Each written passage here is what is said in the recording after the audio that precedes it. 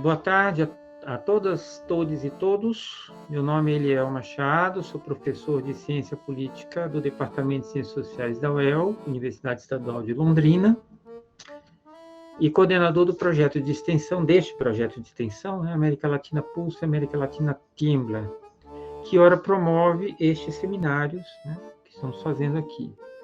Este projeto está sediado na UEL, por meio do GEPAL, Grupo de Estudos de Política da América Latina.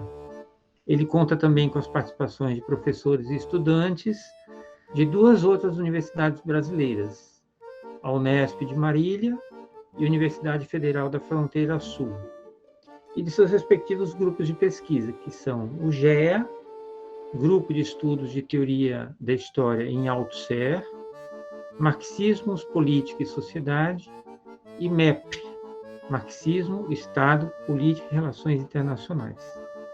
Hoje, 23 de setembro, vamos dar início a mais um seminário do nosso projeto com o título Neoliberalismo e Resistência no Chile. Para isso, convidamos Viviana Bravo, historiadora e professora da Universidade Academia de Humanismo Cristiano do Chile, a quem já agradeço desde já pela participação.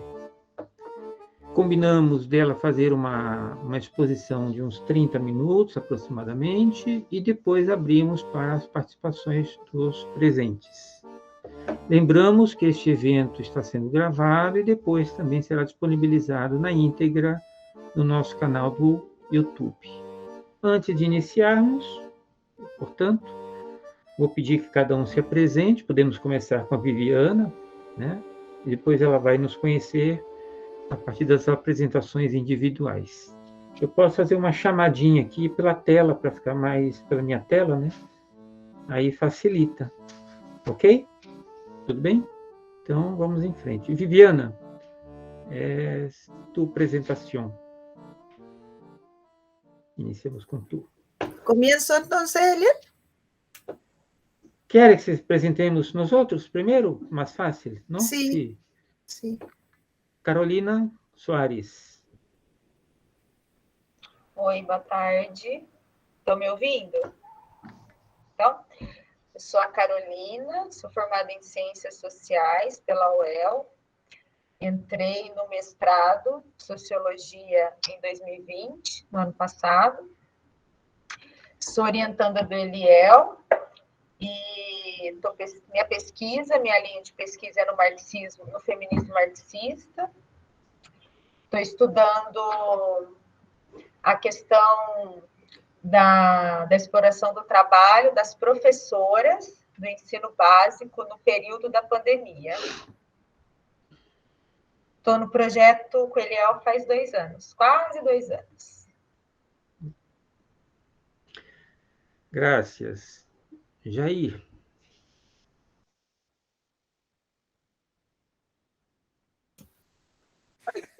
Eu tenho, de vez em quando eu me atrapalho, tenho 2 mouses. Bueno, Viviano, vou falar despacito, português despacito. Meu nome é Jair Pinheiro, eu sou professor de Ciência Política da Universidade Estadual Paulista, conhecida como Unesp. E, bem, e participo desse projeto América Latina Pulsa, América Latina Tiembla, junto com o Eliel, e tenho grande interesse pela América Latina, tenho pesquisa sobre a Venezuela, e também estou muito curioso por te ouvir. É isto. Graças. Caroline. Boa tarde, eu sou a Carol, sou da Unesp também, da Estadual Paulista, e faço graduação, estou ainda na graduação de Ciências Sociais, faço parte do GEA, que é o grupo que o Eliel comentou, que dá apoio aqui, e é do GEA. Graças. Daniel. Oi, gente. Boa tarde a todas e todos. Me chamo Daniel Antiqueira. Sou professor do Departamento de Relações Internacionais da Universidade Federal da Paraíba. Quero só registrar aqui, de público, meu agradecimento ao Eliel pelo convite, também a Viviana pela disponibilidade para a gente poder conversar. Estou muito interessado e dizer da minha alegria de estar aqui também, porque minha trajetória profissional docente começou na UEL, na Universidade Estadual de Londrina, e o GEPAL teve um papel importante aí na minha formação, né, como professor, intelectualmente, né, e na militância também. Então, bom seminário para todas e todos que aqui estamos e quem nos acompanhará depois. Graças, Daniel. Stefano. Olá, boa tarde a todos, todas e todes. Meu nome é Stefano, eu sou formado em administração e faço a graduação em ciências sociais e o mestrado em sociologia. Eu faço parte do GEPAL já faz uns 3 anos e meio, quase 4, e atualmente eu tenho pesquisado os conflitos de projetos políticos rurais no contexto do Capitaloceno e do Antropoceno. E o meu orientador é o Eliel. E bom seminário a todos. Graças. Maílson. Boa tarde aos colegas, então. Prazer conhecer o Daniel e muito bom receber a Viviana hoje aqui. Então, eu me chamo Maílson, eu sou formado em Ciências Sociais pela Universidade Federal da Fronteira Sul, aqui de Chapecó, em Santa Catarina. Estudo a questão do petróleo no Brasil recente, nos últimos 10, 20 anos. E é isso. Obrigado. Obrigado, graças. Viviana. Bueno, primero, muchas gracias por la invitación, por poder compartir estas reflexiones sobre el proceso político histórico chileno. Muchas gracias a Eliel particularmente por haber extendido esta invitación para compartir esta tarde. Y sin duda también desde acá estamos muy interesados en seguir de cerca el proceso brasileño, lo que está aconteciendo en esa candente discusión que tienen, casi tan candente como la que estamos llevando ahora en la actualidad en Chile, los sectores de izquierda, después de esta derrota que se vivió en las urnas el 4 de septiembre, cuando se plebiscita la propuesta de nueva constitución. ¿Ya? Y una de las cuestiones que me interesa plantear acá, con la que parto algunas ideas que quiero señalar, bueno, como dijo Eliel, yo soy historiadora, doctora en estudios latinoamericanos, pero entonces tengo esto de la formación que necesariamente necesito analizar el proceso histórico también que nos conduce a esta coyuntura. Me parece que estamos cerrando un ciclo político, que quizá el momento más álgido de ese ciclo político fue la rebelión de octubre del 2019, ¿ya? Que tiene raíces efectivamente, que era un ciclo largo de los gobiernos de la concertación, que se ha traducido en los 30 años, ¿cierto? Esta consigna que recorre el mundo cuando se sabe de las protestas callejeras que mueven a Chile y que llevaba adelante esta consigna: no son 30 pesos, son 30 años, y que parecía condensar de alguna forma a todas las fuerzas anticapitalistas, antineoliberales que se habían manifestado en Chile como una crítica al neoliberalismo. Y tenemos ese momento más álgido en la revuelta de octubre del 2019, y parece que ahora con esta derrota que no sabemos todavía bien, estamos discutiendo cómo entenderla, se iría cerrando ese ciclo.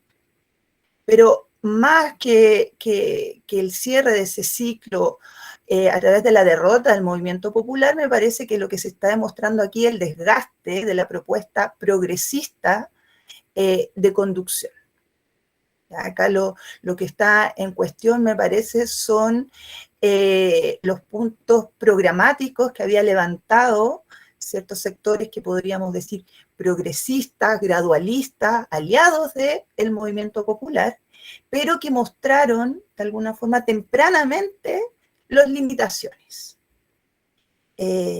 ¿Cuál quizá es la forma más gráfica de demostrar esas limitaciones?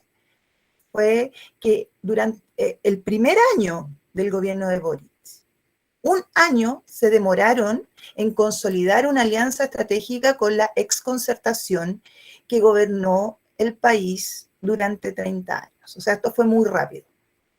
Fue rápidamente como salida al desafío que imponía esta derrota al plebiscito, pero que ya se dibujaba desde antes, de la forma en que estaba encabezando su gobierno, ¿ya? Y cómo se habían integrado personas que gobernaron Chile, que administraron el neoliberalismo, que profundizaron el neoliberalismo, que consolidaron este modelo durante 30 años. ¿Ya? Entonces hoy por hoy, en este Chile que se levantaba al mundo como una propuesta nueva, tenemos que el gabinete vuelva a estar compuesto por figuras que habían sido repudiadas por el movimiento popular, como Carolina Toá en el Ministerio del Interior, ¿ya? Y otros personeros de la exconcertación. Y si ya teníamos algún consenso en impugnar estos 30 años, que tuvo tanta fuerza en las calles durante esta rebelión de octubre que se extiende hasta marzo del 2020, podemos ver cómo ahora ya hay una relectura de ese proceso que se está legitimando desde el gobierno, ¿ya? Que quiere blanquear lo que fueron el gobierno de la concertación. ¿Ya?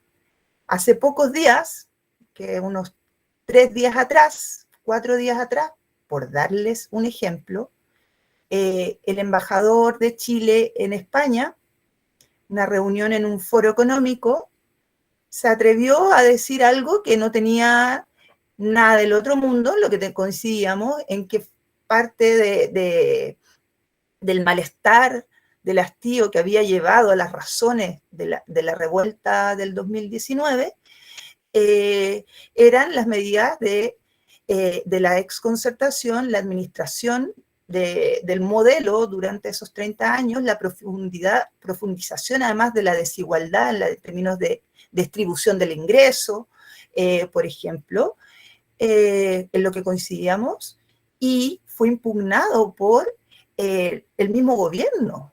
Dice que estaba en realidad debilitando a la alianza de gobierno al momento de evaluar de esa forma a los 30 años de la exconcertación. Entonces, vamos viendo cómo el gobierno de Boric y estos sectores progresistas que gobiernan están funcionando de alguna forma en la medida de generar esta alianza política, ¿ya? Y legitimando un proceso que ya en el que había consenso y por el que la sociedad chilena se rebeló. ¿Ya? Ahí son los límites de algunas de las limitaciones de este proyecto. ¿Ya? Además, como señalaba, vuelve a adquirir importante relevancia la categoría de clase, tan olvidada, tan vilipendiada aquí en Chile, en el contexto también de la transición en los estudios sociales, en los estudios políticos, por sobre las demandas identitarias, digamos. ¿Ya? Lo que se manifiesta en este plebiscito, hay una cuestión de clase profunda. En las comunas más pobres, los sectores más pobres, el quintil bajo y medio bajo, el triunfo del rechazo es arrollador. La tasa de rechazo, ¿ya? Digamos que entre más pobre el quintil, más alto es la tasa de votación de rechazo. Porcentaje medio alto llega a 64.4%. Alto, 60% la tasa de rechazo. En cambio, en los sectores, los quintiles más pobres, en el más 75.1%, 71.3%. Lo que también nos llama a cuestionarnos sobre los énfasis que había puesto esta convención constitucional para presentarle al país. Sabemos que esta era una constitución que se señalaba como progresista, que efectivamente contenía muchos elementos que permitían avanzar un poco para, digamos, suavizar el impacto de las medidas neoliberales en la explotación, en la vida cotidiana, etcétera, en la reproducción más bien de la vida, pero se puso énfasis en cuestiones como, por ejemplo, que son relevantes sin duda, pero no es donde está el núcleo principal, que era una constitución paritaria, ¿ya? Promovía la igualdad de género, que era una constitución que promovía los derechos medioambientales, una constitución plurinacional. Pero, claro, el énfasis no estaba puesto en la relación capital-trabajo. ¿Qué sentido le hacía a la clase trabajadora que estuvieran asegurados, por ejemplo, los cargos paritarios o reservados para las mujeres en cargos públicos? Sin duda importantísimo, ¿no? Pero digo que en eso se pusieron los énfasis, ¿ya? Y eso es algo que vamos a tener que revisar. Me parece que efectivamente no encontró sentido. ¿Ya? Era una constitución, por ejemplo, que defendía el derecho al aborto, ¿ya? Muy progresista en eso. Y nos encontramos también con una sociedad más conservadora que en realidad no estaba dentro de su arco de necesidades a cubrir inmediatamente, ¿ya? Y una serie de cuestiones que eran levantadas efectivamente por sectores progresistas, ¿ya? Que habían logrado articularse con demandas de alguna forma que estaban presentes en la sociedad chilena, medioambientales, efectivamente, feministas, y una diversidad, ¿ya? Una diversidad de lucha que logran tener representación en la convención constitucional que la crea. Pero no vemos representantes, por ejemplo, sindicales en esa convención, ¿ya? Que pudieran darle, porque hay pocos además y aún no tiene tanta representación, digamos, como para que hubieran podido ser electos, que habla de las debilidades del movimiento popular chileno. Bien, entonces, bueno, eso es como la idea central de lo que quería decir, como de los desgastes, de los límites de la propuesta progresista, que nos lleva también a analizar también las debilidades también de las fuerzas que piensan en una revolución social o una transformación social estructural a más largo plazo. Las debilidades en términos de no tener la capacidad de conducir un proceso histórico y ponerse a la cabeza, que es la realidad que recorre un poco América Latina. No sé si están más avanzados en ese sentido, en la construcción de ese instrumento de lucha, ya me contarán, y los liderazgos que puedan ponerse a la cabeza. Pero en nuestro caso no son 30 años, sino que en nuestro caso son 47 años. Yo hablo desde Chile, que es el país con un capitalismo que podríamos decir neoliberalismo maduro. Ya fuimos el laboratorio para implementar las medidas neoliberales de América Latina, que después sería un destino que se iba a ir extendiendo, ¿no? Según las necesidades del capital financiero. Pero, bueno, fuimos el laboratorio y tuvimos condiciones que permitieran experimentar ya cómo necesitaban estas fuerzas y estos sectores dominantes, que fue un golpe de Estado que desmanteló completamente si voy muy rápido y no me entienden, me dicen, me hacen así. Ya. Que desmanteló la relación estatal forjada con luchas históricas del siglo XX, que se representó en el allendismo, por ejemplo, en la Unidad Popular, etc. Tuvimos esta seria derrota, golpe de Estado, desmantela el estado de bienestar, y bajo un régimen de dictadura como la del general Pinochet, se implementan las políticas de shock neoliberal, ¿ya? Lo que fueron llamadas las 7 modernizaciones sociales, que va en otra forma a introducir el lucro, ¿ya? Terminar los derechos sociales por el lucro en áreas claves de sensibilidad social, ¿ya? Las pensiones, ya los ahorros, las jubilaciones,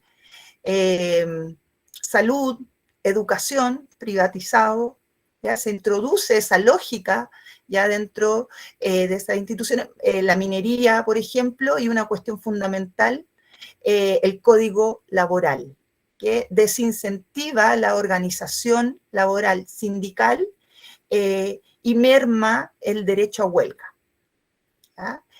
Y todo va además con el desmantelamiento de la izquierda a través de esta vía armada, ¿ya? La vía armada de las clases dominantes, ¿ya?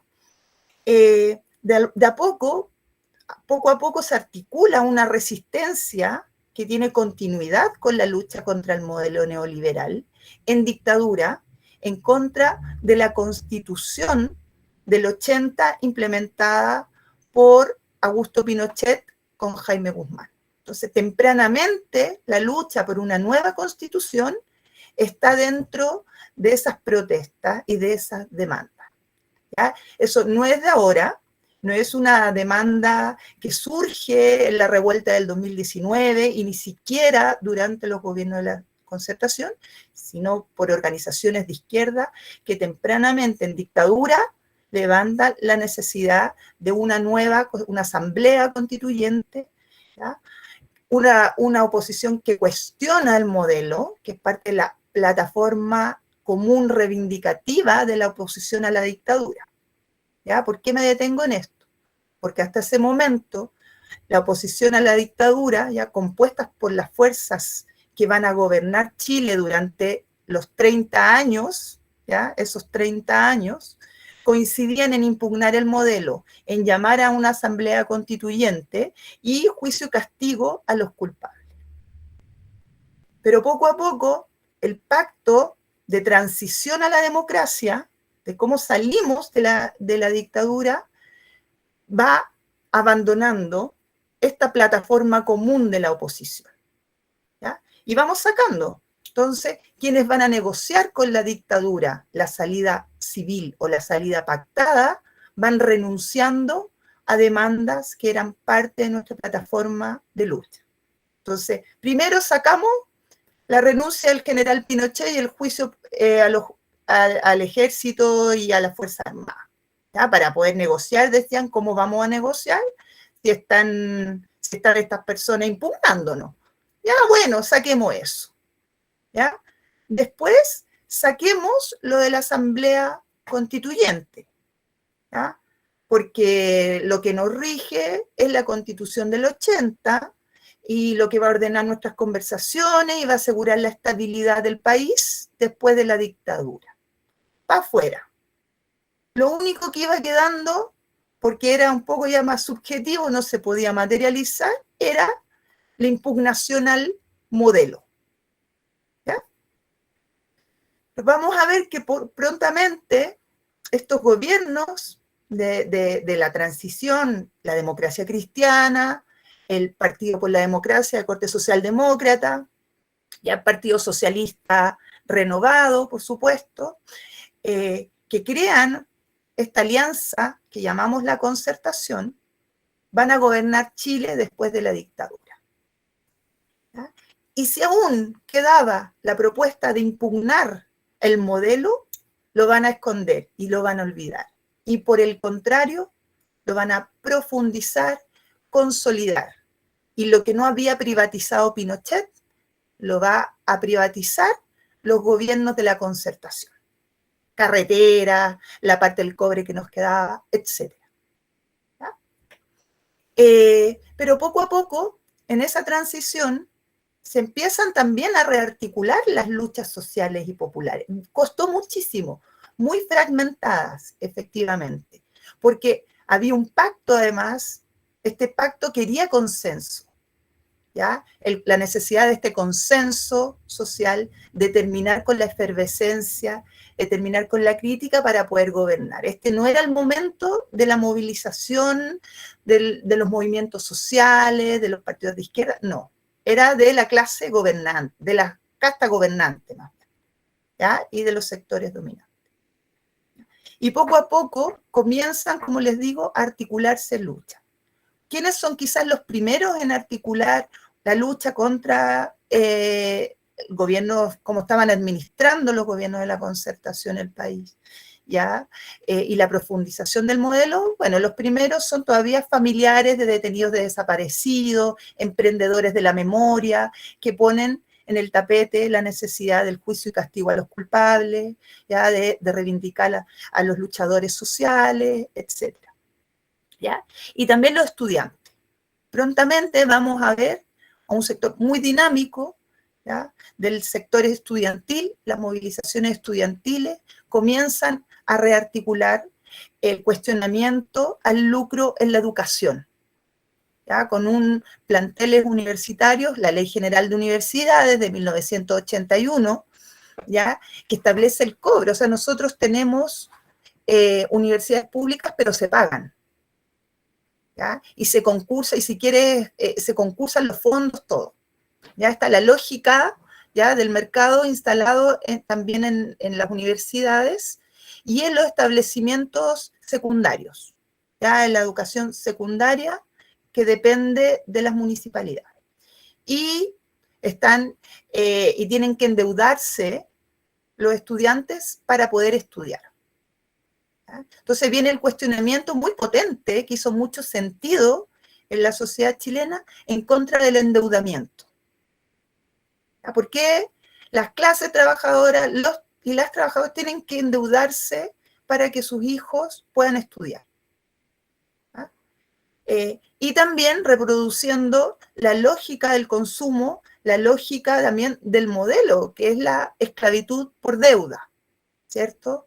Nosotros prácticamente somos un país chico, ya 17 millones de habitantes, se calculaba más o menos hace 5 años atrás que teníamos 11 millones de endeudados, muy endeudados, ¿ya? Unas tasas de endeudamiento muy altas, ¿ya? Cuando los sociólogos empiezan a hablar también de esta servidumbre un poco por deuda, el miedo al desempleo, que te expulsan, hay que pagar cuentas, etc. Pero también se comienzan a rearticular la lucha de los trabajadores subcontratados en contra de la precarización laboral, ¿ya? Y tenemos a los trabajadores de los puertos, por ejemplo, ¿ya? En minas, en el sur de Chile, en la salmonera, ¿ya? Que expresan efectivamente la lógica neoliberal del trabajo, ¿ya? Con la pauperización que significa. Y comienzan a articular redes, etc. Esas son las movilizaciones en las que se va a sostener efectivamente la revuelta del 2019. ¿Ah? Por eso, no es que esta revuelta es un estallido, como decían los medios de comunicación, ¿ya? Porque no estalla de la nada, sino que se construye en este proceso, en este ciclo de lucha. ¿Ya? Y fundamentalmente también como les había dicho, un agente clave, que es el movimiento estudiantil. De ese movimiento estudiantil, por ejemplo, sobre todo universitario, en el 2011 van a surgir liderazgos como el del presidente Boric, que viene de ese movimiento. Fue uno de los liderazgos más visibles durante las movilizaciones estudiantiles del 2011. Lo mismo que nuestra actual vocera de gobierno, Camila Vallejos, ¿ya? También líder reconocido, ¿ya? Con muchas capacidades discursivas, etcétera, de movilización. Y muchos de quienes están presentes en esas movilizaciones los vamos a ver formando lo que es la coalición de Apruebo Dignidad y también formando el gobierno. Camila Vallejos, ¿no?, viene del Partido Comunista, que también tenía una importante representación en ese momento dentro de las movilizaciones estudiantiles, ¿no? Pero a la vez vemos una pronta institucionalización de esos liderazgos, ¿ya? Como la postulación al Congreso. Prontamente estos muchachos, estas muchachas, se presentan a la Cámara de Diputados y triunfan, ¿ya? Lo que por un lado decimos es positivo, porque se renueva generacionalmente el Congreso, ¿ya? Vienen también a aportar con nuevas propuestas, energía, etcétera, con una crítica, se supone, al lucro, venía del lucro en la educación, y el lucro además una sociedad de consumo, y a la lógica neoliberal del trabajo, de la vida, etcétera. Y había mucha expectativa. Pero por otro lado, vemos que jugó, me parece, en contra esa tan temprana institucionalización de estos jóvenes que dejaron de estar al lado del movimiento popular, del movimiento social, construyendo desde, como decían, desde un pie en la calle, y más bien quedaron con los dos pies en el Congreso. ¿Ya? Podemos discutirlo, pero es mi opinión. Bueno, llegamos a la revuelta del 2019, que efectivamente logra apoyarse en estas luchas previas. ¿Ya? No surge de la nada, y esto va en contra de las visiones más presentistas, ¿ya? Que dicen como que esto surgió, naturalmente, desatendiendo luchas tanto históricas durante la dictadura que tenían continuidad durante esos 30 años. Pero efectivamente esto se hace mucho más masivo, con una fuerza popular, con una capacidad de expansión a distintos puntos del país, ¿ya? Que logra además presencia de distintas, es policlasista, digamos, en su primera etapa vemos sectores medios, por ejemplo, incluso medios altos, ¿ya?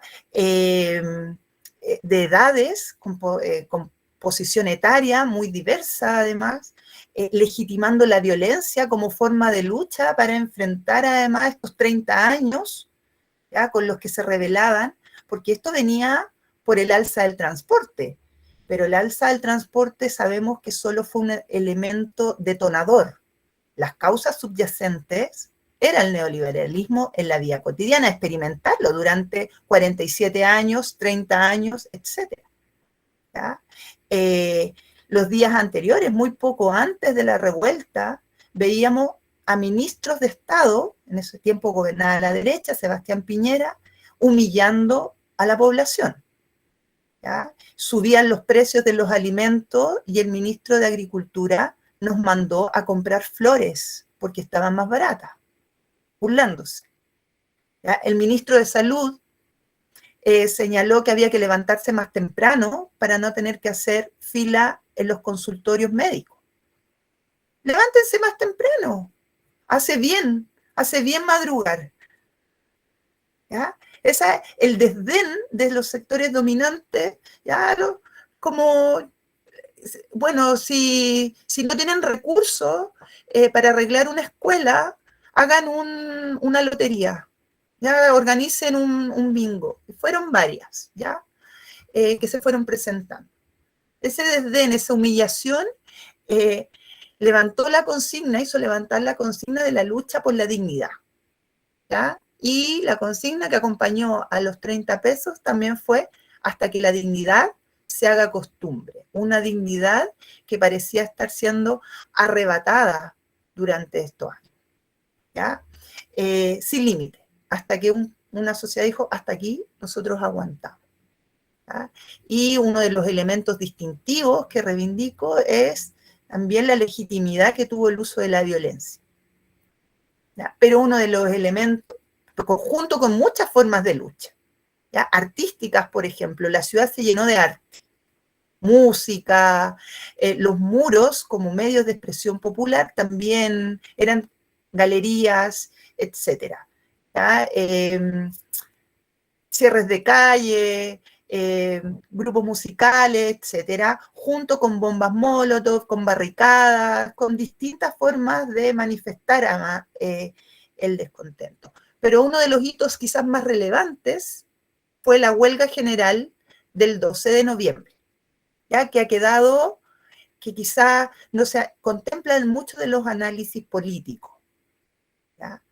Yo creo que la primera vez, después de quizás la huelga general realizada durante la dictadura, que se conseguía tal nivel de adhesión, ¿ya?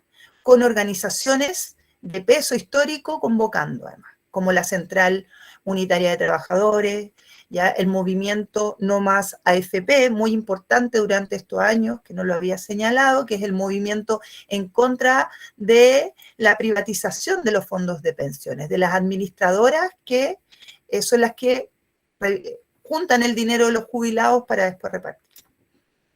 Las AFP. La mesa social, distintas organizaciones sociales, etcétera, y logran que se paren, por ejemplo, los puertos, espacio estratégico, ¿ya? Para la productividad en Chile. Se paran los puertos, las carreteras cerradas, el transporte muy temprano comienza a desaparecer, lugares de trabajo vaciados, etcétera, y esa fue la señal, ¿ya?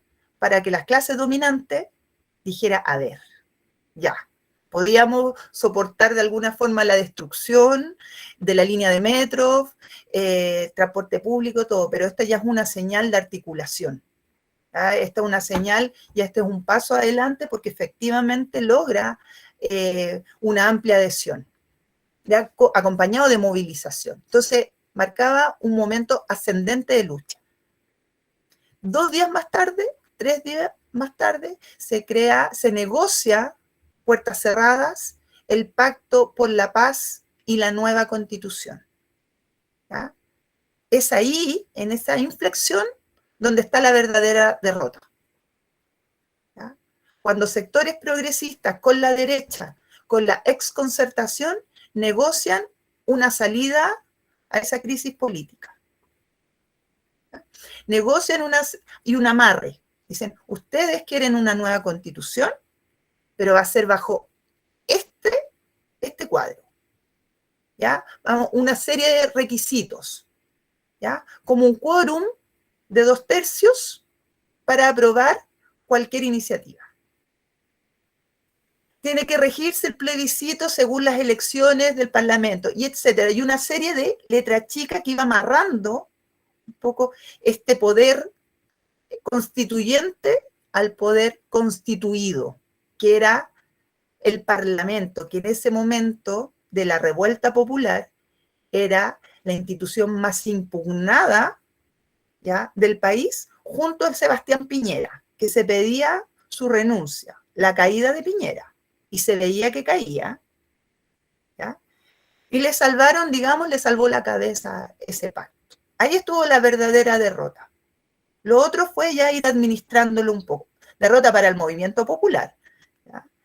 Pero fue el punto culmine porque ahí destaca el liderazgo sobre todo de Gabriel Boric, que contrario a lo que le dijo su partido, fue el de los promotores de este pacto. ¿Qué decía este pacto? Paz social. Lo que queremos es volver al orden, ¿cierto? Estabilidad para poder gobernar. Ustedes quieren nueva constitución, nosotros queremos paz social. Ese fue el momento, digamos, en que ya los sectores populares pierden la iniciativa, y la iniciativa la retoma la clase dominante con ese pacto. Pero causó muchas ilusiones en los sectores progresistas. Entonces se ve una baja ya prontamente en la revuelta, ya el viernes siguiente, que era el día que se acostumbraba a reunir más personas, baja a la mitad más o menos. ¿Ya? Vemos que la composición de la protesta, de la revuelta, cambia. Los sectores medios, sobre todo profesionales, etcétera, ya desaparecen y queda una composición más cercana a los sectores populares, pobres, etcétera, trabajadores juveniles, sobre todo muchos jóvenes que se van después del trabajo a protestar. Hoy no me estoy alargando un poco, ¿no? Y cambia esto, ¿ya? Digamos que no podemos entender, además, la elección posterior de Gabriel Boric sin ese acuerdo del 15 de noviembre, ¿ya? Y sin la revuelta popular. Y se van presentando desafíos y decisiones, ¿ya? Estos también se van polarizando y politizando. Una de las características que logra la revuelta popular es la repolitización de la sociedad chilena, ¿ya? Que sin duda es un gran logro, por mucho que hubieran algunas luchas parciales en algunos puntos del país y algunos sectores más dinámicos, etcétera. De alguna forma la capacidad discursiva que ostentaba Chile durante la dictadura, y para qué decir durante la Unidad Popular o lo que fue nuestro siglo XX, había ido bastante a la baja, y es retomado, el debate político es retomado por la sociedad chilena. Ya saben, los medios de comunicación acusan polarización cuando una sociedad está politizada, y cuando hay debate, cuando hay discusión, ¿ya? Las familias se pelean, ¿ya? Los amigos, las amistades se alejan, ¿ya? Porque hay debate, ¿cierto? Hay pasión política, hay discusiones, ¿ya? Y uno se atrinchera y nos juntamos, etc. Esa efervescencia vuelve a experimentarse en la sociedad chilena, ¿ya? Durante aquellos tiempos. Y parece también, pero después de este 15 de noviembre, ya era la iniciativa y vamos bailando al son de lo que nos va marcando la agenda electoral. Y comenzamos, como siempre, a pensar nuestros triunfos, no como siempre, no existe siempre en la historia tampoco, pero como muchas veces nos ha sucedido, a pensar nuestros triunfos o fracasos de acuerdo a los resultados electorales, ¿ya? Y ahí ponemos todo el desafío o toda la proyección, ¿ya? Y concentrando energía, y fue una agenda electoral sumamente plagada. Tuvimos un plebiscito primero tuvimos elecciones presidenciales, tuvimos un plebiscito si queríamos o no queríamos cambiar la Constitución. La mayoría dijo sí, queremos cambiarla. Y ahí vemos que también quienes votaron queremos cambiarla, incorporaba a sectores de la derecha ya más liberal, ¿ya? Que decía, esto un poco hay que cambiar algo para que nada cambie. Efectivamente, una derecha reformista que necesitaba estabilidad y entendía que tenía que votar además a prueba a esa propuesta. Tuvimos elección de constituyentes, ¿ya? De alcaldes, de municipios, bueno, una amplia agenda electoral donde se comenzaron a concentrar las energías, ¿ya? Yo no estoy diciendo que esto necesariamente sea el problema, pero es uno de estos cuando tenemos la disyuntiva de la opción electoral, ya en un momento dado. ¿Ya? Si entra dentro, si votamos, no votamos, digamos, entramos dentro de la lógica de una sociedad democrática burguesa, etcétera, y ahí se concentra el debate, las energías, etcétera, como por un instrumento en sí, ¿ya? No para sí. Y bueno,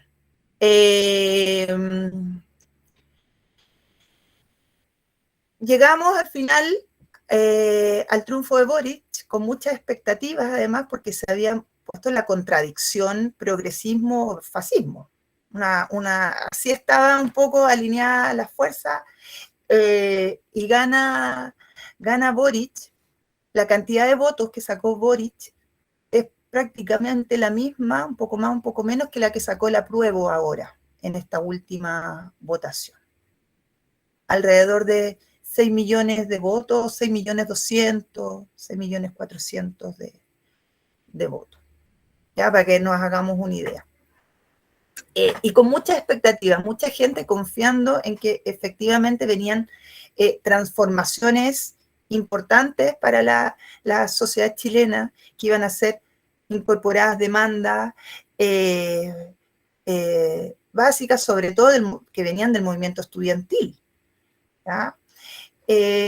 Y se ha ido viendo las limitaciones, hasta dónde podía llegar, y lo que observamos hoy por hoy ya es una amalgama, ya es una nueva alianza, como les decía en un principio, en lo que había sido la exconcertación, que entran al gobierno como señal de estabilidad, ¿ya? Pero también como señal para el mercado de darle una continuidad ordenadora al devenir del país, que asegure también su proyección, efectivamente, y eso lo podemos analizar incluso cómo va fluyendo el dólar, ¿ya? En nuestro país. O sea, cuando ganó el rechazo, se desploma.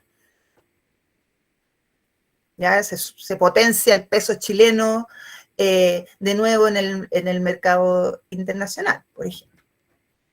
¿Ya? En fin, entonces, como para ir cerrando, y si quieren nos detenemos después en algunos aspectos claves que solamente he pincelado, ¿ya?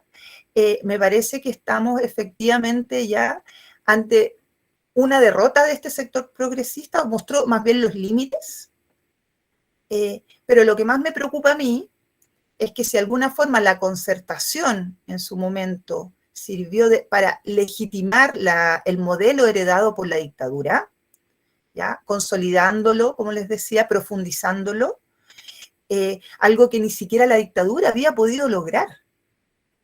La dictadura no había logrado que se legitimara el modelo neoliberal. Eso lo logran los gobiernos civiles de la transición. ¿Ya? Y ahora, mi preocupación es que lo que está haciendo el gobierno de Boric es legitimar, ¿ya?, el gobierno de la concertación. Y por lo tanto, legitimar las desigualdades, ¿ya?, y legitimar una historia de 30 años. ¿Ya? Así que no estoy muy contenta, ¿ya?, aunque estoy esperanzada de alguna forma en que los sectores que se consideran de izquierda, incluso intelectuales de izquierda, volvamos a concentrarnos en donde están las contradicciones, yo creo, principales, volver a la preocupación por la clase social, efectivamente acompañadas de demandas de corte más identitaria en favor de las minorías sexuales, de ambientalista, la lucha de las mujeres, sin duda, ¿ya? Pero me parece que la clave es la clase. Eso. Muchas gracias. Gracias a ti. Bueno, estamos abertos a perguntas, questões, considerações. Só avisando, né, ou relembrando, ou lembrando, que a Viviana ela tem um limite que só pode ficar conosco até às 17. Então, temos 1 hora para conversar, porque ela tem filha e vai buscá-la na escola, então ela não pode ultrapassar esse horário. Fora isso, fiquem à vontade.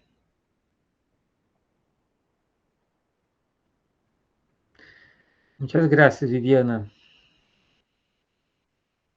Muy esclarecedora tu exposición.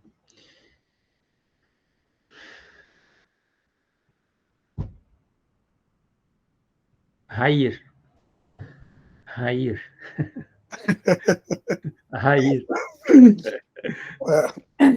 Se alguém quiser falar antes de mim, não tem problema. Não, dá o pontapé. Muy bien. Entonces, vamos. Bueno, antes de que nada, gracias por brindarnos una exposición muy aclaradora. Y como yo vengo investigando a Venezuela, me ocurrió una comparación entre varias posibles. En Venezuela hubo el sistema de partidario se derrocó y entonces surgió una fuerza popular alternativa. Y esta fuerza logró imponer la fuerza de lo constituyente. Entonces, por lo que dijiste, en Chile, el poder constituido logró someter el constituyente. Entonces, para nuestra reflexión, me gustaría de escucharla, cómo se impuso, aunque tenga hablado sobre eso, pero me gustaría que hablara un poquito más, cómo el poder constituido logró someter el constituyente luego de una protesta tan masiva, tan tremenda como fue la lucha de calle entonces.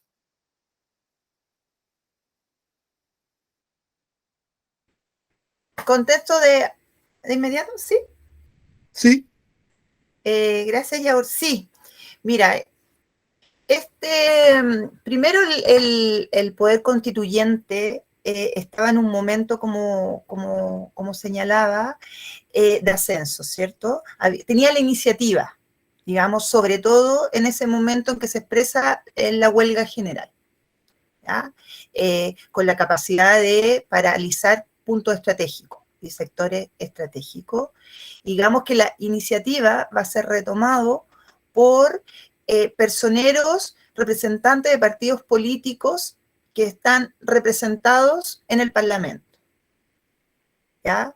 Es el Parlamento, el Congreso, en tanto poder constituido, el que va a tomar la iniciativa y salva también la cabeza de Piñera con ese acuerdo por la paz, ¿ya? Que fue difundido, además, a través de todos los medios de comunicación, a través de todos los aparatos, ¿ya? Que podríamos decir, del Estado comunicacionales, una campaña comunicacional para legitimar esa salida a la crisis como la respuesta que había pedido la sociedad chilena, ¿ya? Primero, entonces hay una foto que la podríamos buscar, una foto en que están estos personeros políticos después de arduas conversaciones en una noche, se fragua en una noche, ¿ya? Y levantan este acuerdo por la paz, que decía, ¿ya? El Parlamento, estas fuerzas que se habían comprometido, iban a asegurar que se convocara a esta convención constitucional. Primero se iba a consultar a la ciudadanía, hay una serie de puntos, ¿ya? Si rechazaban o no la Constitución del 80, ¿ya? Después, en el caso que se rechazara, se iba a presentar la opción, que no quisieron ponerle asamblea constituyente, sino una convención constituyente o encabezar un proceso constituyente acompañado por los parlamentarios, que también lo tuvimos que votar. Y se gana en la ciudadanía, vota por una convención constitucional, ¿ya? Y una serie de candados que van a depender del Congreso, ¿ya? Para su aprobación, ¿ya? Porque todavía, además, el texto constitucional que se rechazó en Chile iba a ser revisado por el Congreso, ya. No es que se iba a implementar completamente, sino que incluso determinado quórum del Congreso podía decidir cuáles cláusulas iban a ser modificadas, ¿ya? Y además se establece una agenda de votaciones, de llamados a plebiscito, etcétera, que van concentrando de alguna forma, ¿ya?, las energías movilizadoras en esos procesos, legitimando. Entonces, lo vimos, prontamente comienzan a organizarse las cartillas, cómo vamos a organizar, para elegir, por ejemplo, los constituyentes. ¿Ah? Se crean alianzas, por ejemplo, que van a ver estratégicas para ver a quiénes levantamos para que sean nuestros candidatos a constituyentes. Incluso después se van a denunciar que muchos personajes que estaban en la revuelta, por ejemplo, la tía Pikachu, que era una señora que iba disfrazada de Pikachu, que no tenía una experiencia política, social, etcétera, que iba a las manifestaciones, etcétera, la levantan como para constituyente. Lo mismo al cocodrilo azul. Había un cocodrilo azul que iba, entonces también lo que se llamó la lista del pueblo.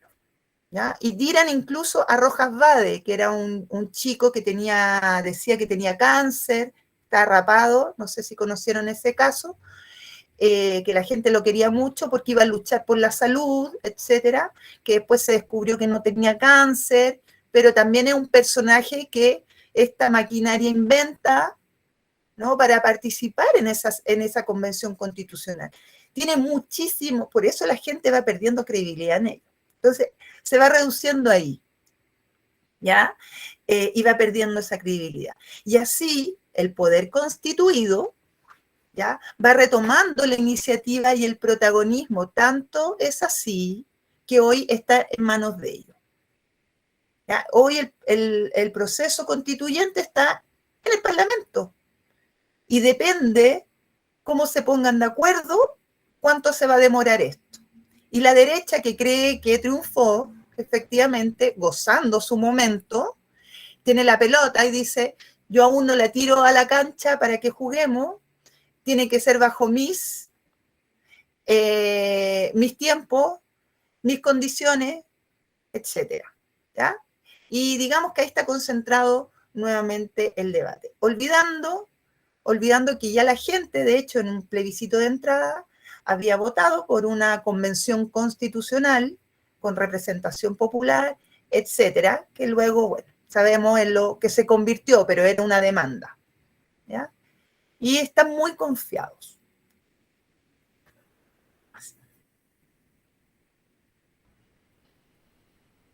Gracias. Gracias. Daniel.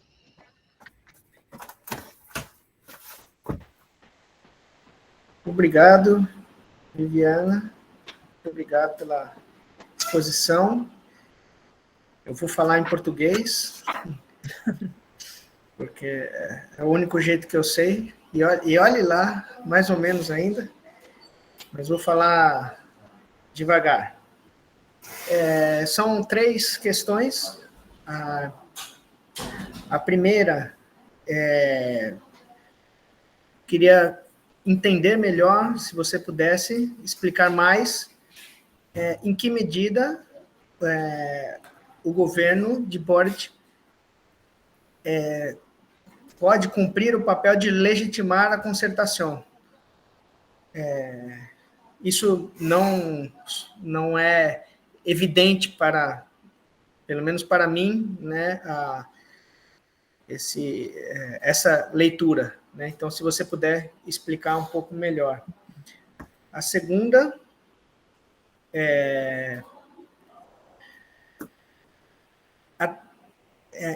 a tentativa, né, de explicação do resultado do plebiscito, da diferença. E por mais que as pesquisas mostrassem a possibilidade do rechaço ganhar, mas me parece que a diferença foi maior do que esperada.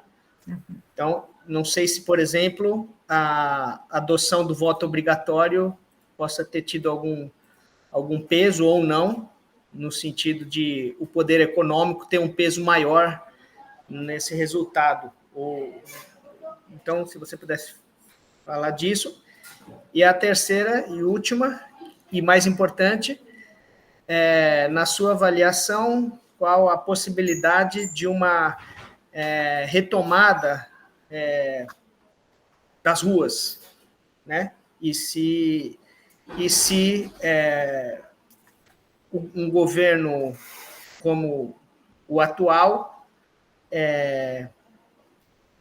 talvez dificulte mais uma ascensão de protestos massivos como ocorreram em 2019, ou se você vislumbra essa possibilidade da retomada das ruas, das calles.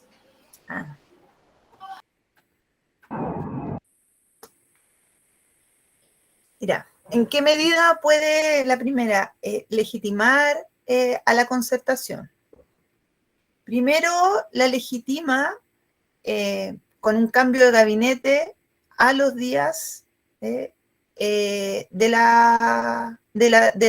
rechazo, ¿ya? De la derrota, digamos, del plebiscito, con la entrada de personeros claves de la exconcertación a puestos estratégicos de gobierno, como es Carolina Toá, ¿ya? Como ministra del Interior, sacando a Siche, que de alguna forma ella era representante del colegio médico, pero además había sido férrea crítica de los gobiernos también de la concertación, había estado dentro de las luchas sociales, etc. ¿Ya? Entra Carolina Toá, y además, como secretaria general de la presidencia, entra Ana Uriarte, que había sido una personera clave durante el gobierno de Bachelet, ¿ya? Para asumir el rol que va a tocar negociar con la derecha la salida al proceso constituyente. ¿Ya? Ella es la encargada de sentarse en la mesa de negociación para, digamos, poder llegar a un consenso. Digamos que si habláramos como de composición etaria, un elemento que se había destacado mucho del gobierno actual era su composición juvenil. El promedio del ministerio, por ejemplo, era de 34 años, ¿ya? Ahora pasó a 50 años, ¿ya? Con la entrada de esto, y es más que un rasgo casual, que un dato casual. Ya les expliqué las repercusiones políticas que tuvo el discurso, o la opinión más bien del embajador chileno en España, al momento de hacer una crítica a lo que habían sido los gobiernos de concertación, y la respuesta incluso interna del gobierno interino de decir, hey, no, si es verdad que está dividiendo a las fuerzas del gobierno, ¿ya? Y en distintos escenarios, por ejemplo, ahora Boric en la ONU, ¿ya? Estuvo en la ONU, y dijo que uno de los logros de estos 30 años de exconcertación había sido disminuir la pobreza. ¿Ya? Está ahí, en el discurso. De hecho, le decían, si el presidente Boric dice eso en la ONU, las Naciones Unidas, ¿ya? ¿Cómo su embajador en España va a llevar la contraria? Entonces, vemos que de distintos lugares comienza a, de alguna forma, legitimarse la lectura, es como se está entendiendo la lectura de lo que había sido este proceso. De hecho, antes del plebiscito, Giorgio Jackson, en ese momento, que era el secretario general de la presidencia anterior, también del movimiento estudiantil, muy cercano a Boric, ¿ya? También hizo una crítica a los ex representantes de la exconcertación y tuvo que desdecirse. Decir, no, perdón, me equivoqué, y matizar su opinión. Entonces, porque estamos hablando de una generación que está sobre todo representada en la coalición de gobierno Apruebo Dignidad, que su fuerte había sido criticar, ¿ya?, a los gobiernos de la transición, que eran el brazo político del mercado, ¿ya?, que eran aliados del neoliberalismo, que habían profundizado la lógica neoliberal, que el lucro, etcétera. Y de esa impugnación pasamos a gobernar junto a ellos. Entonces, por lo tanto, cualquier crítica, ¿ya?, está vedada dentro del gobierno. Y otro elemento que se me fue señalar, que tenemos que tener en consideración a propósito de la pregunta de Yair sobre la iniciativa, retomar la iniciativa del poder constituido, es el trabajo de los medios de comunicación, que efectivamente la izquierda en Chile los tiene prácticamente desmantelados y descuidados, ¿ya? Y mucho de la campaña política, incluso también del rechazo, fue acompañada por la hegemonía que tienen dentro de los medios de comunicación, ¿ya? Que son de ellos en realidad, ¿ya? Tenemos aquí una concentración de medios de comunicación en 2 o 3 conglomerados, ¿ya? Que puede estar construyendo un discurso público que funciona con esto. Y, bueno, como señalaba Daniel, un aspecto muy relevante es la dimensión que nos entrega el voto obligatorio, ¿ya? Sí, el voto obligatorio cuestionó muchas tesis, incluso también de coyuntura, interpretación política, ¿ya? Porque era una incógnita. Había una importante población que se restaba de acudir a la votación, a votar, ¿ya?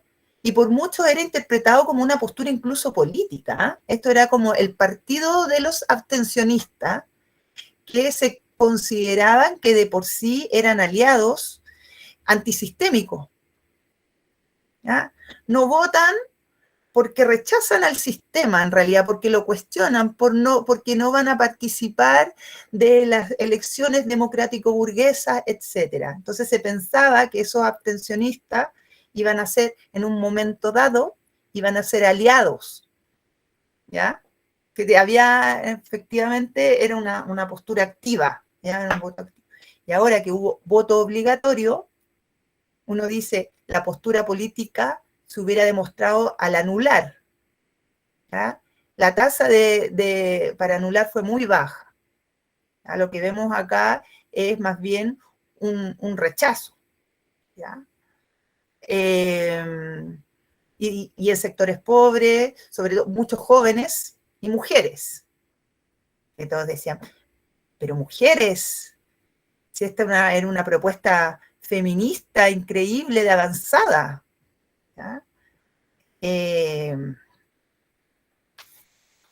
Y efectivamente se une un universo de votantes que se inclina por el rechazo y que nos puede decir, efectivamente son sectores precarizados, ¿ya? Que en realidad no le había hecho ningún sentido la propuesta constitucional, ¿ya? Y que al momento que se vieron obligados a votar, la rechazaron de frentón, ¿ya? De plano. Y esto abrió otro debate en la sociedad chilena que demostró además un análisis bastante despectivo en términos de clase a los sectores pobres o empobrecidos que habían votado rechazo, ¿ah?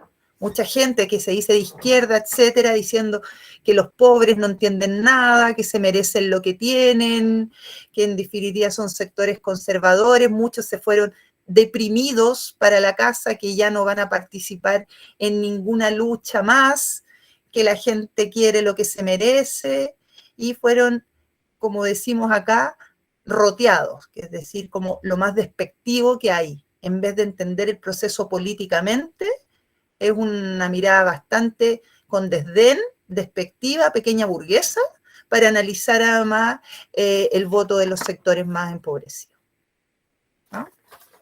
Y bueno, lo que me decías tú de las calles, evidentemente después de una revuelta popular de las dimensiones que hemos tenido, hay un cansancio, ¿ya? Sabemos que la gente no puede protestar todo el tiempo, ¿ya? Es mucha la energía movilizadora, mucho tiempo invertido, muchos los costos, ¿ya? Tenemos muchísimos casos de mutilados, más de 300 mutilados oculares, hay asesinados, hay presos políticos, en definitiva, muchos costos, ¿ya? Entonces, va a costar, yo creo, poder conjugar un poco las condiciones que se dieron como para que en ese momento irrumpiera la revuelta del 2019, pero sí se ha visto una reactivación, ¿sí?, de la protesta en sectores, por ejemplo, como el estudiantil.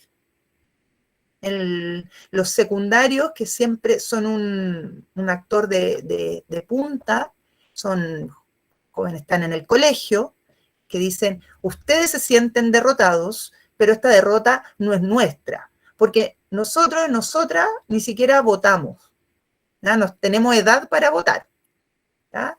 Por lo tanto, nosotros vamos a seguir movilizados y están concentrando la crítica al gobierno de Boric, sobre todo porque además han sido sumamente reprimidos, sobre todo después del triunfo del rechazo, digamos que se ha acentuado la represión para poder volver a la paz social, ¿ya? Y digamos que está pasando algo muy preocupante en Chile, ¿ya? Que tenemos sectores como los vendedores ambulantes, estos vendedores por cuenta propia, no sé cómo se llama en Brasil, que son grupos de choque junto a la policía, a carabineros, para reprimir a las movilizaciones populares. Entonces, se ve compañeras que intentan hacer marchas o reunirse en algunos puntos de las ciudades que están siendo golpeados, agredidos por grupos de vendedores ambulantes, porque les ocupan sus calles.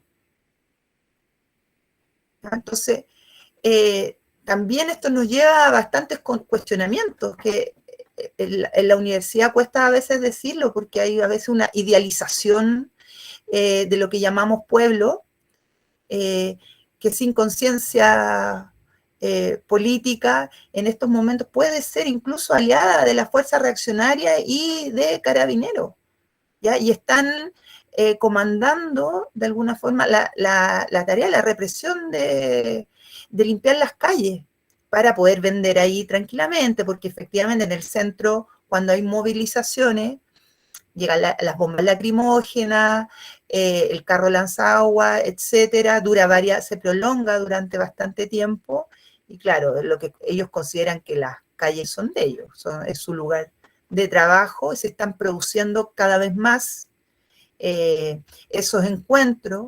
De hecho, para el 1 de mayo, una periodista de un medio popular, del Canal 3 de La Victoria, fue asesinada por un vendedor ambulante, le disparó. Y en otra protesta de movimiento secundario, jovencito de 16 años, fue brutalmente golpeado por un grupo también de vendedores ambulantes. Entonces, está complejo, y digamos que sí se está expresando la lucha de calles ahí también con fuerza, sí. Aunque no, yo creo que va a ser muy difícil por ahora retomar la masividad, si estamos hablando en términos de masividad, que se había alcanzado en ese momento.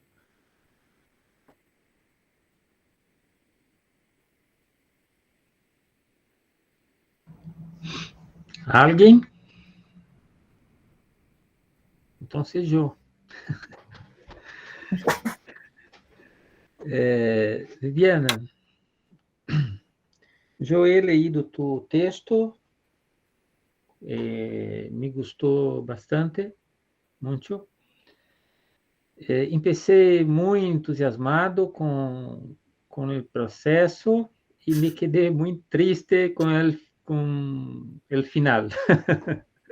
Las derrotas es siempre muy triste, ¿no? Bueno, pero tú poniste 5 cuestiones al final y hasta ahora estoy a pensar en ellas, las 5. ¿Tienes respuestas para ellas o todavía no? ¿Te acuerdas de las 5? No, no me acuerdo, dime. Las 5 son muy desafiadoras, a mi juicio, muy desafiadoras y muy provocativas. Preguntas por ejemplo, né? ¿Cuál era la alternativa frente a la renuncia de Piñera? ¿Qué fuerzas sociales y políticas asumirían la conducción del proceso de cambios que reclamaba la sociedad chilena? ¿Con qué herramientas enfrentarían la ofensiva política de los gremios empresariales y los partidos representativos del neoliberalismo chileno? ¿Hasta dónde llevar la revuelta? ¿Cuáles eran sus objetivos inmediatos y de mediano plazo? Por último, ¿con qué fuerzas se sostenían, proyectaban y defendían las conquistas logradas? A mí parece preguntas difíciles, ¿no?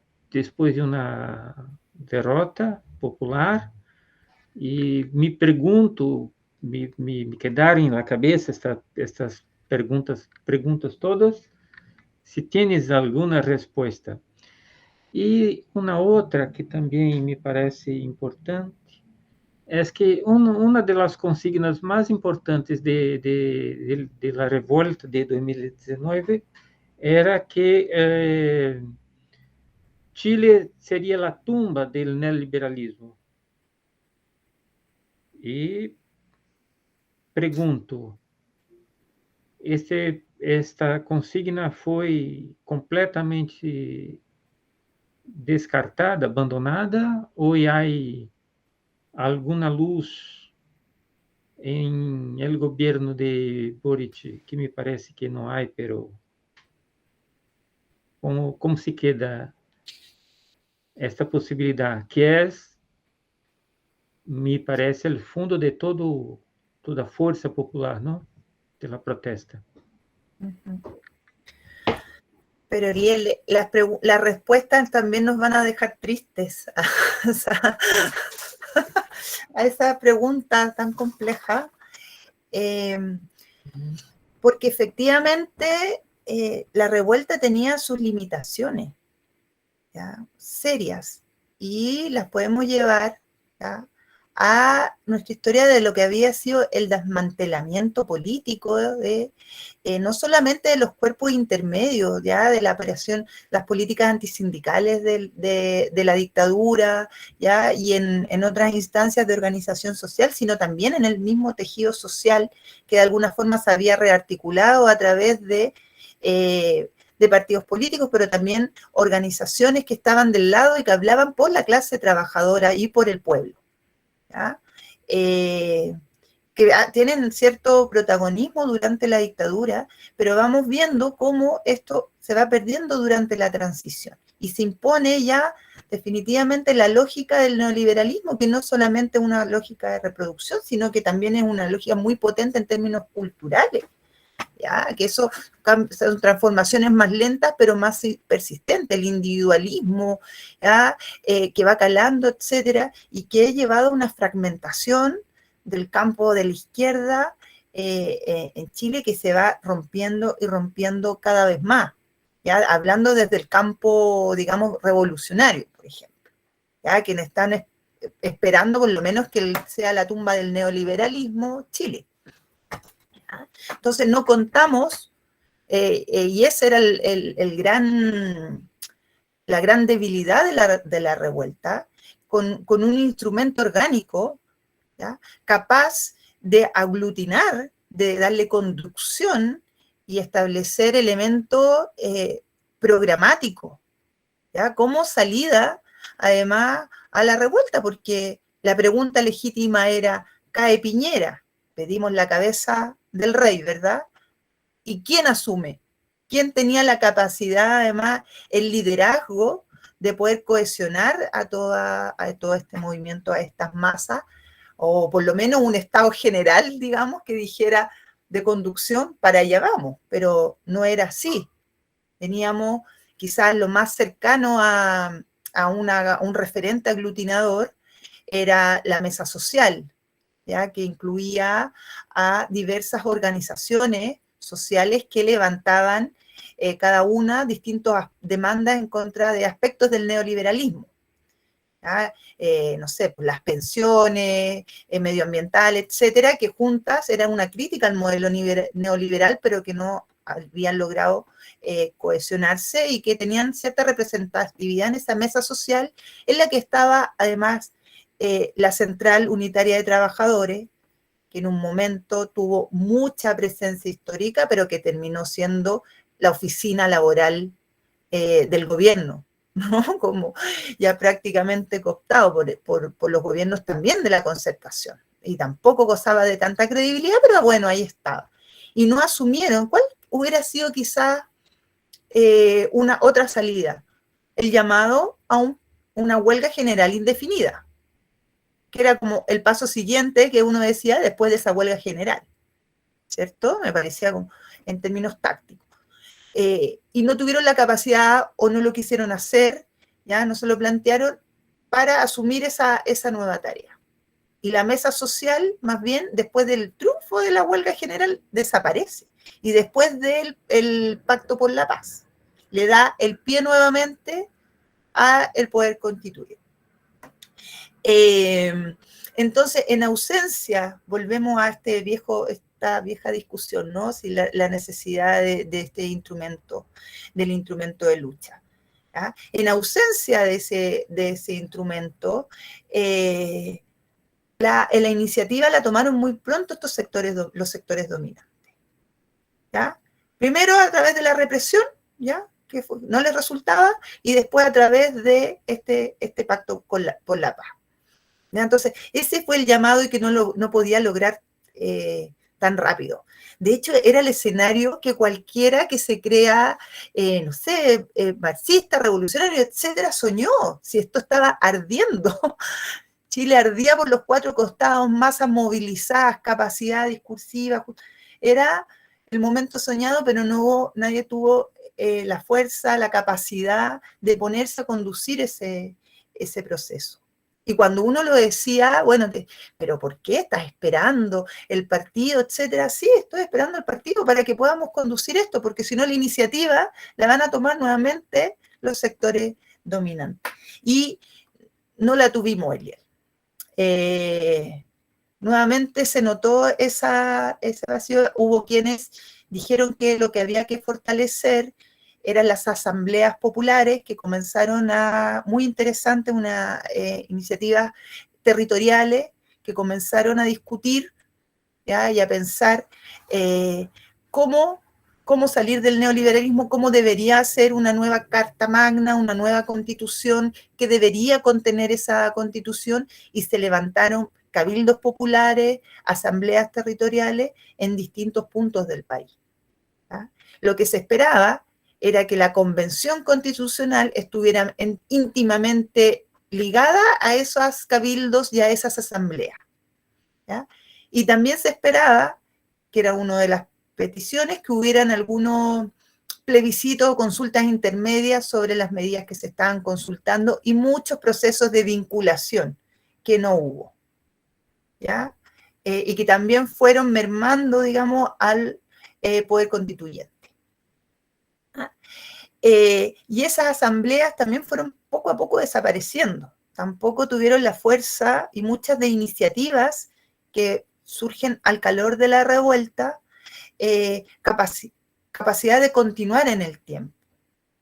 ¿Ya? Además, las críticas eran feroces en contra de quienes levantaban, por ejemplo, la idea de seguir con un proceso independiente al acuerdo por la paz, ¿ya? De abstraerse de ese proceso. ¿Ah?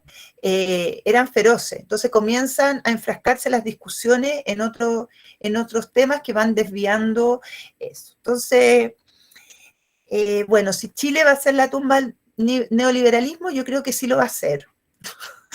Yo estoy esperanzada y tiene que serlo, porque si no, Chile terminará en la destrucción total. ¿Ya? Es eso. ¿Es la tumba de Chile o es la tumba del neoliberalismo? Ahí está la disyuntiva.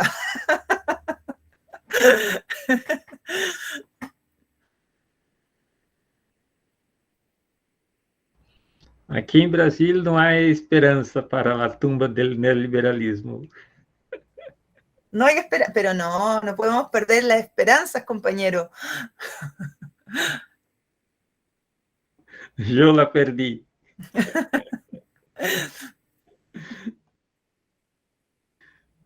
Oigan, bueno, no sé si deben haber más preguntas, pero también me gustaría que contaran un poco, no sé si es el momento, o hacer un contrapunto con lo que pasa en Brasil, ¿no? Las expectativas que hay. Podemos hacerlo contrapunto con Chile, hablando desde este neoliberalismo maduro y que se reconfigura, ¿ya? Y seguramente puede que salga fortalecido después de... Aún no sabemos, está abierto.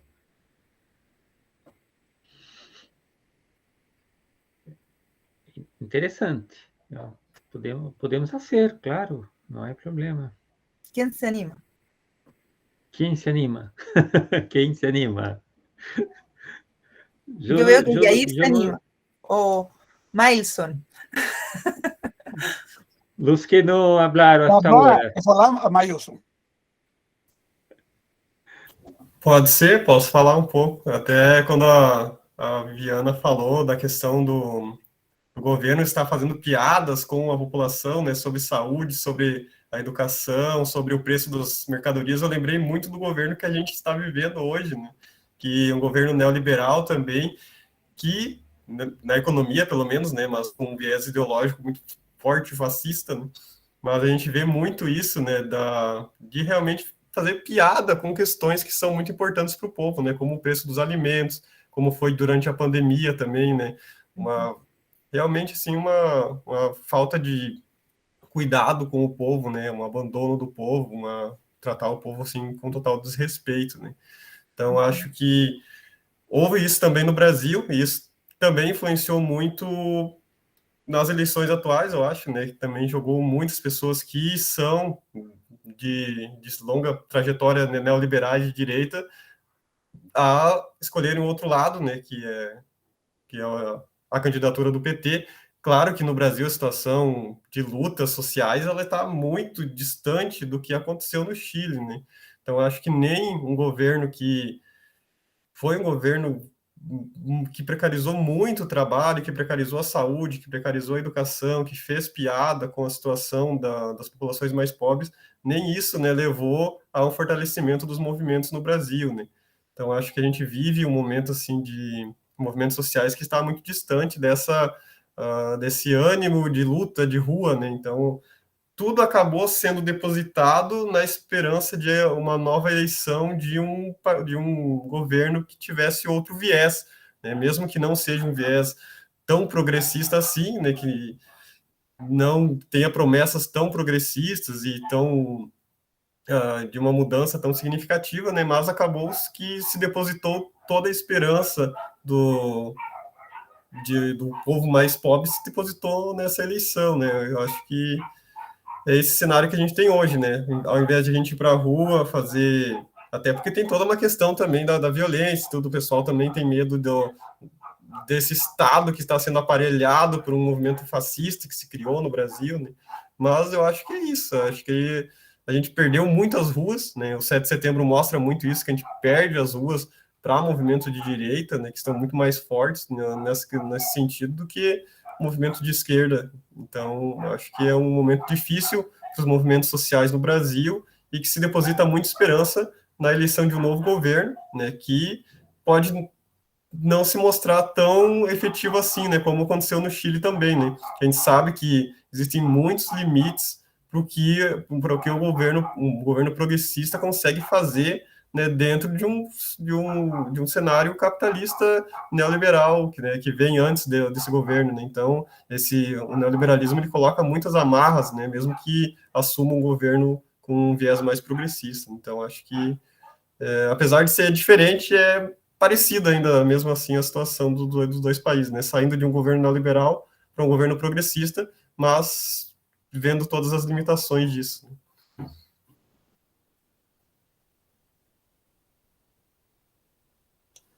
creo que una comparación que se puede hacer es que, por lo que escribiste en el texto que nos enviaste, los últimos 30 años de Chile fueron años de acumulación de fuerza.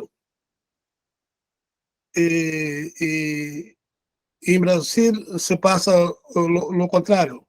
El contrario. En Brasil, los últimos 30 años son años de institucionalización de las luchas sociales. Las fuerzas populares se quedaron movilizadas en los 80, cuando se promulgó la Constitución de 88, y después se viene institucionalizándose. Y por eso, 2015, en mi opinión, no he conversado con mis amigos, pero en mi opinión, 2015 se consagró la derrota de las fuerzas populares brasileiras. Entonces, nos encontramos en un momento de baja de las luchas, de desmovilización. Bueno, acá no es la tumba del liberalismo. Nuestras esperanzas son muy débiles hoy. Lo único que esperamos es un gobierno, como decimos acá, neodesarrollista. No rompe con el liberalismo, pero se hace algunas reformas de derechos, solamente eso.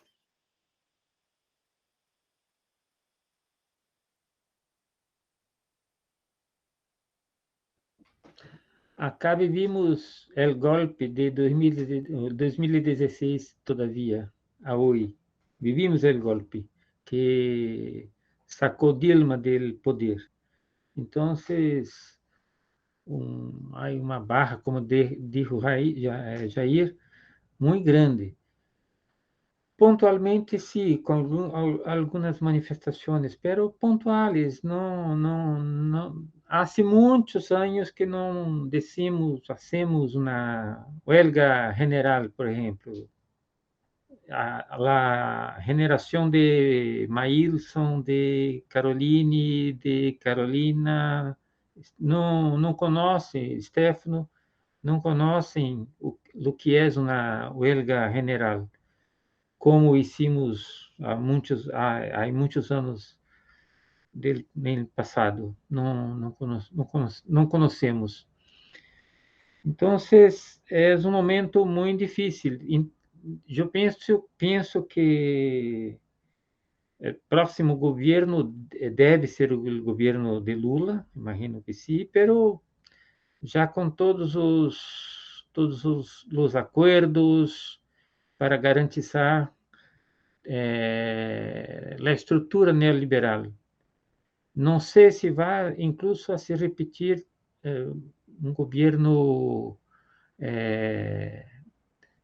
desarrollista, não sei, tenho minhas dúvidas, mas para fazer a derrota do fascismo é importante para nós outros, e algumas reformas muito pontuais, pequenas, em los direitos, em recuperação de direitos, alguns direitos sociais. Por isso que eu, por lo menos, estou muito pessimista pelos próximos anos. Otimista no sentido de vamos conseguir, me parece, derrotar eleitoralmente o fascismo, pero eleitoralmente não significa que vamos derrotá-lo politicamente, todavia.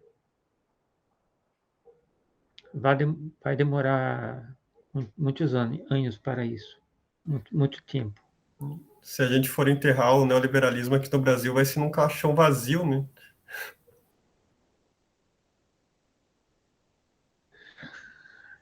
O quadro de América Latina também há câmbios importantes, não? Pensar em Colômbia, de alguma maneira, o Boric nos deu uma esperança, pero com muitos limites, sabemos. Agora Lula, Fernandes em Argentina, pero não estamos mais em los anos 2000, me parece. É outro momento. Bueno, passo a palavra. Daniel, Caroline, Carolina, Stefano.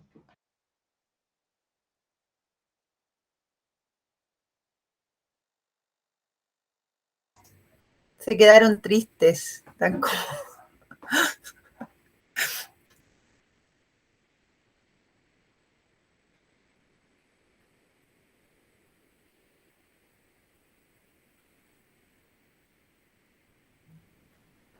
Daniel e sua militância sindical. Entonces está completamente desmantelado el movimiento popular de izquierda en Brasil.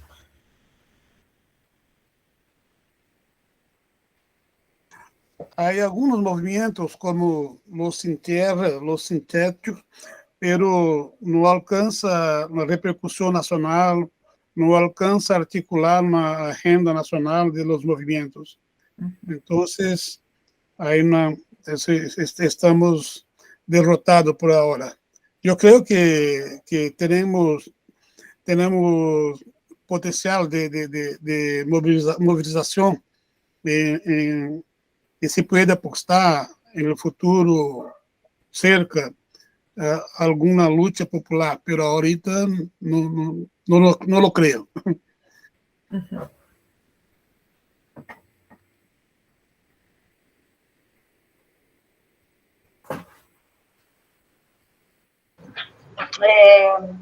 Eu acho que na última eleição, né, na de 2018, algumas teóricas que eu li, que eu ouvi, alguns podcasts, elas apostavam que o movimento das mulheres, né, aquele movimento do ele não, do Bolsonaro, contra o Bolsonaro, poderia ganhar força e se transformar num movimento popular interessante. Mas eu, nesses últimos 3 anos e meio, não vi esse movimento ganhar muita força quanto um movimento popular. Mas no momento ali da eleição de 2018, teve uma mobilização interessante.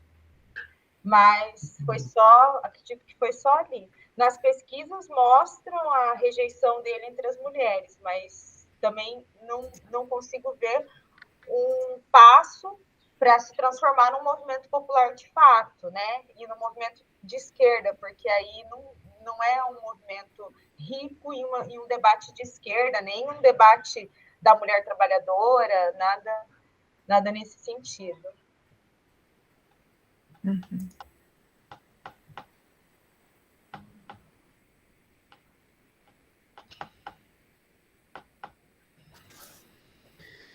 ¿Qué hacer?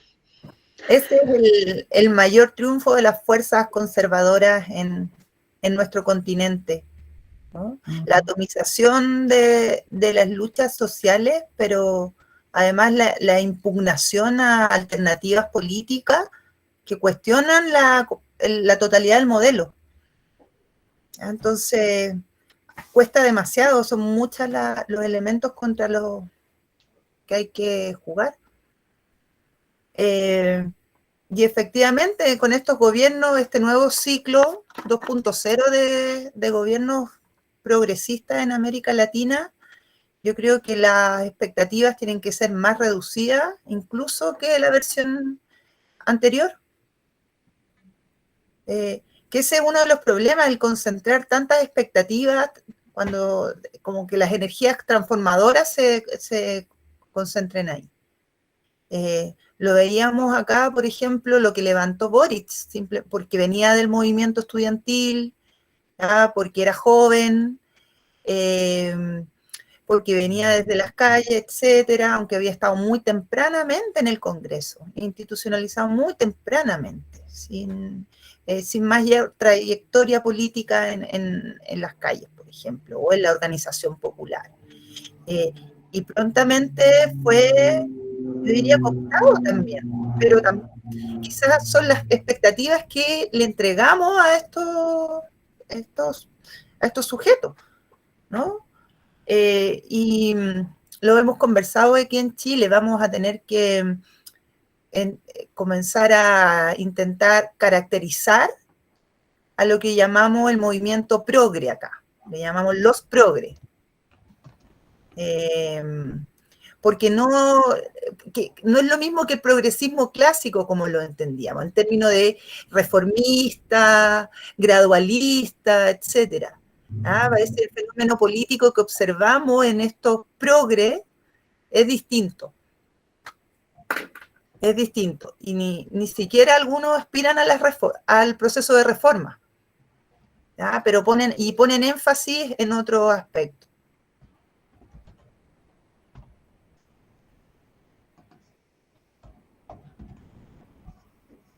Tarea que queda pendiente.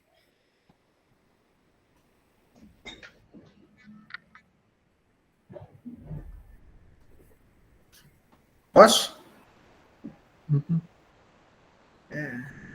Rápido. Tem um outro elemento,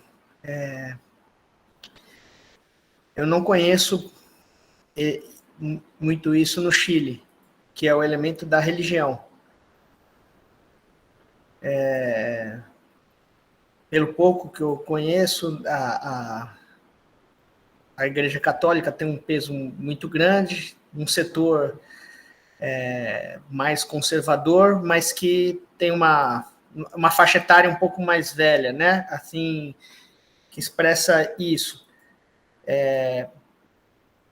Aqui nós temos um projeto político e social de igrejas neopentecostais que tem um acesso muito massivo na classe trabalhadora mais precarizada, né? Então, como os contapropistas, os ambulantes, né? Que não... todo tipo de trabalhador de aplicativo e precarizado, mas que tem um estofo ideológico e de acolhimento e de direcionamento por essas igrejas e com um forte conteúdo ideológico individualista, reacionário, né? E essa é uma dificuldade grande, né? Porque a devastação do neoliberalismo, que poderia alimentar a luta, né, da classe trabalhadora antissistêmica,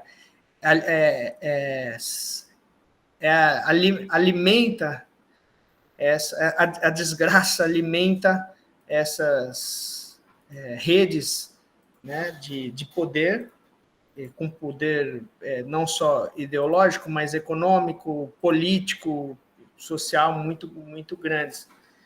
E isso também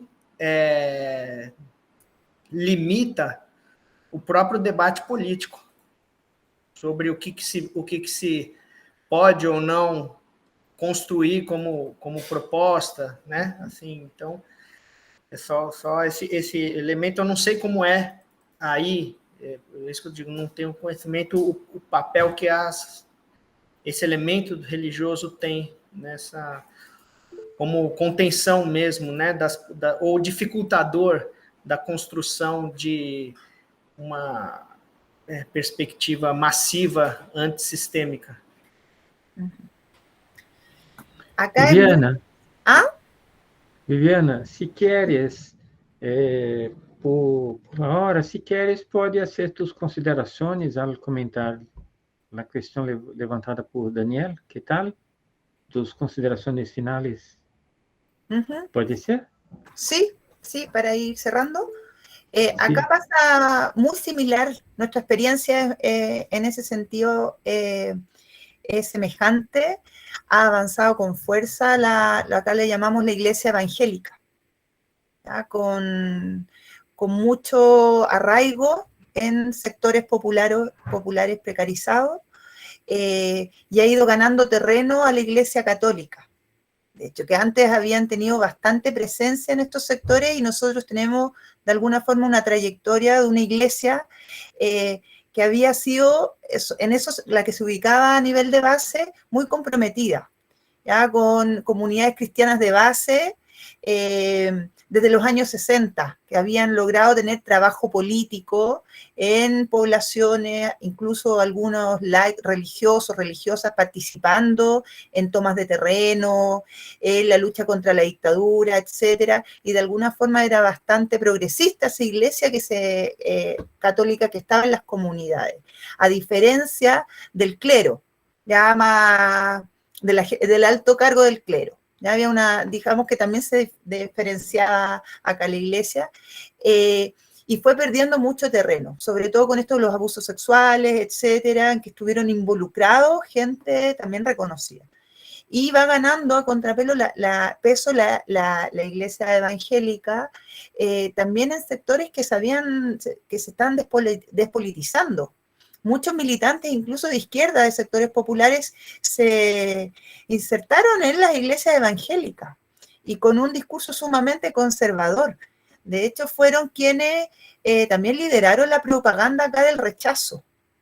Sobre todo, por ejemplo, imprimiendo propaganda, haciendo trabajo puerta a puerta, en contra de medidas como el aborto libre, que era lo que más, bueno, y anunciaban la llegada del infierno en la tierra, etcétera, si esa constitución triunfaba. Entonces, efectivamente juega un papel desmovilizador fundamental, que no lo habíamos señalado, y qué bueno que lo tocas, Daniel, porque de alguna forma estaban cumpliendo una función que antes era encargado partidos políticos, organizaciones de base que tenían un trabajo ahí y que podían articular esos territorios, levantar demandas, etcétera, politizarlo.